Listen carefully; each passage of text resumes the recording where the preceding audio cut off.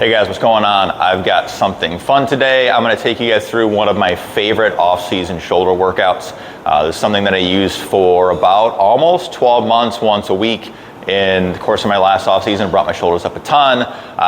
It's a great shoulder workout. This is something I would definitely back off a little bit on the chest volume if you're gonna place this on the same day as chest. So what I would do is I would do like 3 movements for chest to start, and then I would jump into the shoulder stuff, giving the shoulders a little bit more volume, just to make sure we're managing stress on the overall shoulder joint. So we're gonna do a lot of high rep work, and this whole workout doesn't require any machines. All we need is dumbbells, a bench, and we're gonna use a band. So especially if you're somebody who's got a home gym or limited equipment access, this is a great option for you. So first movement, we're gonna do a banded pull apart. So what I'm doing is I'm just taking a long band. This is just a micro band from Elite FTS. And what I'm gonna do is, my preference is to use little thinner bands and kind of choke in on them. So I'm grabbing at the end of the band here, and then to make it a little tougher, I'm gonna wrap the edge of the band around each hand right here. So what we're gonna do is we're gonna start the day off with 3 sets of 30. What I wanna do is make sure that most of this work is coming from the back of my shoulders and not my shoulder blades. So from this position, I'm pushing my shoulders forward right here. I'm gonna pull the band out, and instead of reaching all the way into my chest where you can see my shoulder blades get really squeezed together, I'm actually aiming for the walls. So as I push out, I'm going this direction, and the band doesn't completely hit me in my chest. Another thing that I'm doing that I don't know if you can see is I'm taking my thumbs and I'm driving them out. This is just a little trick that I found helps give a little bit more contraction in the rear delts. So we're gonna do 3 sets of 30 with a good pause right here, coming in, just stopping when the band is about to lose tension, because I don't ever wanna see this. There's no tension on my shoulders, just back and forth. Don't stop until you hit 30 reps. If you need to, because you're starting to lose a lot of range of motion, what you could do, especially if you're doing the whole hand wrap trick, is let's say you stall at 20, just take one hand out. That's gonna give you a little bit more band to work with. It basically is like doing a drop set, just like if you were using free weights or machines. So keep your rest interval fairly short. I like to go with maybe 45 or 60 seconds, just to get a ton of blood in the back of the shoulders so we can go to the rest of the workout. So that's how we're gonna start. All right. So now we're gonna get into the side delts. So we're gonna do one of my personal favorite shoulder movements.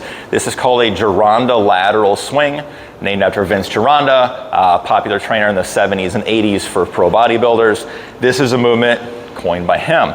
So what we're gonna do is, instead of a conventional lateral raise that kind of stalls out at really training like the middle range of the shoulder, we're gonna try to get the shoulder, the lateral head of the delt, into the shortest position that we can, just because it's a position that doesn't get hit in a lot of things, so it's kind of a new stimulus.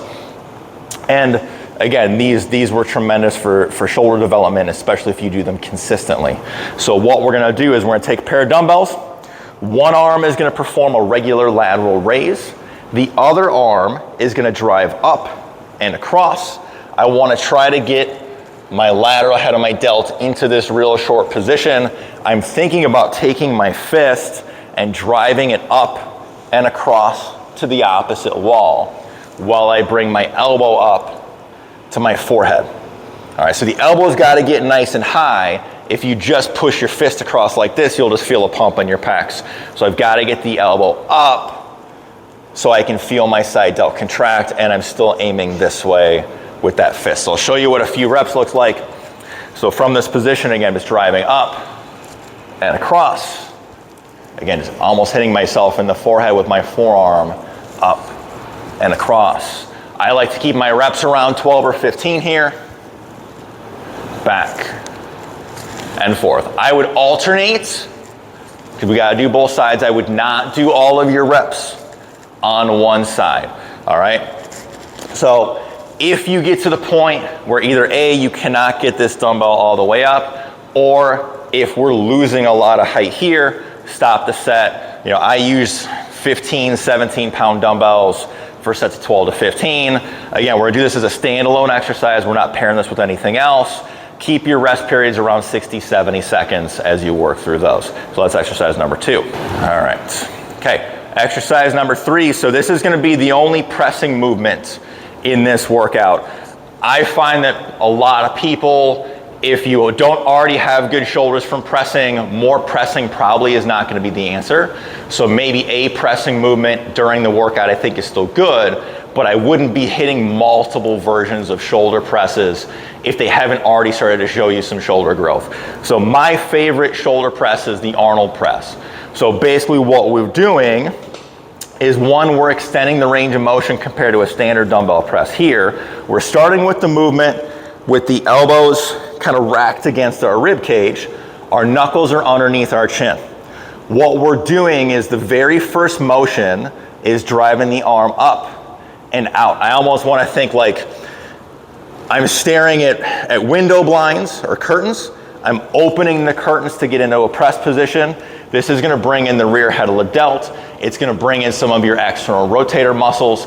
It will bring in some serratus on the front of the shoulder, which is great for shoulder health. You're not going to use anywhere close to what you would normally use for a shoulder press here. I would say probably start with about 50% of your usual shoulder press weight and then work up from there. You might ultimately use something a little bit heavier, but err on the side of going too light rather than too heavy, because this is not going to be a good heavy press. Okay, this should be fairly moderate, sets of something between maybe like 8 and 15. So what I'll usually do, find a good weight that I can hit for about 12 reps, hit 3 sets with it, and then I know most likely I'm probably going to lose a rep or 2 as I work into sets 2 and 3. So again, I want to get my weights up. Elbows are racked against the rib cage right here. Palms are pretty much facing me, but my first movement is getting the arms to travel up and out. That's, again, bringing in some rotator cuff, bringing in some serratus, bringing in some posterior head of the delt, and then as I drive, I go all the way into a full press. I come down, and then again, I close the curtains, open, and press. You'll see a lot of people do these wrong. They think all they need to do is twist their wrist. So they'll start here and they'll just start pushing straight up. This really doesn't do much for the shoulder. It just becomes a huge wrist motion. So I want to get this to be my very first action on that press. So again, we're going to hit 3 rounds of that. Something between 8 and 15 reps. My preference is start with a weight I know I can hit for 12 and just run 3 rounds with it. As soon as I can hit 3 rounds and I know I'm hitting 12 good reps on every set, then I might do a jump for my next week. So let's say I was using 30s, I hit 3 sets of 12. The next week I might go to 35s, then I only hit 12, then 10, then 9. I'll stay there until I'm hitting 3 sets with the same weight the whole time through. So we're almost to the end, so now we'll get to the good stuff. So our finisher here is going to be a superset of high rep partials. Okay, we're going to do partial reps for the side lateral raise, followed immediately by partial reps for the rear shoulder. So we're going to use an incline bench and do an incline supported rear lateral raise. We're going to do 3 rounds. We're going to do 30 reps each. Now here's the way that I like to set this up. If I'm doing 30 reps on week 1, so I'm going to take a pair of 25s today.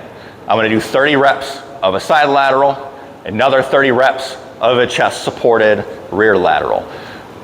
Assuming I hit all 3 sets at 30 reps, next week when I do this, I'm going to jump my reps to 35 of each, okay, for 3 sets. The following week, I'm going to go to 40. The next week, I'm going to go to 45. The next week, I'm going to go to 50.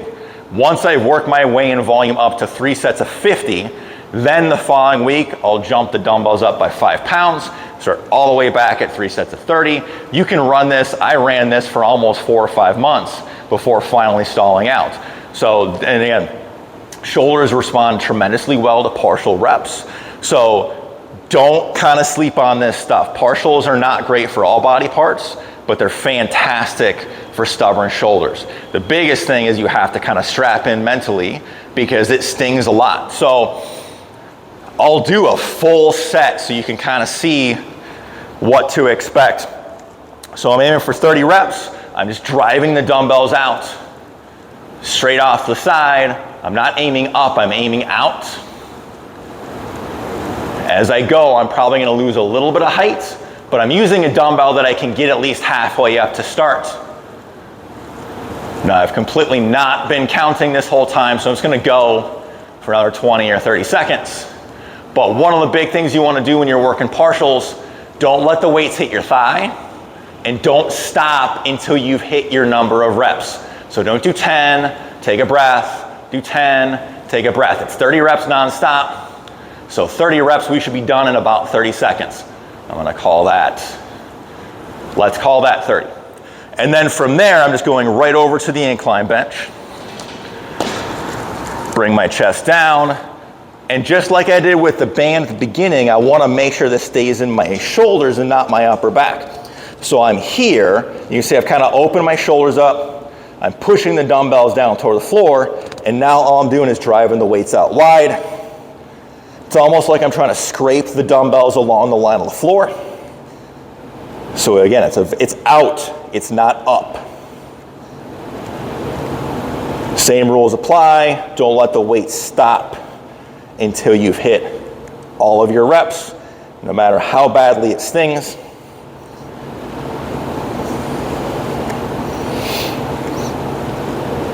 And you see a little bit of loss of range of motion at the end.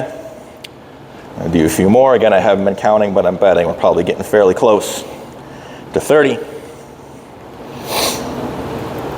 And we'll call it there. There we go. So I would keep your rest periods a little bit longer, but not crazy long. I like around 90 seconds, just enough time for the lactic acid to get out, but still keeping a ton of blood in the shoulders, so you're never fully recovered before you go into your next set. So give this workout a try. This is one of my personal favorites. Let me know what you think about it in the comments. Make sure you like this video, subscribe to our channel, and enjoy the pump, guys.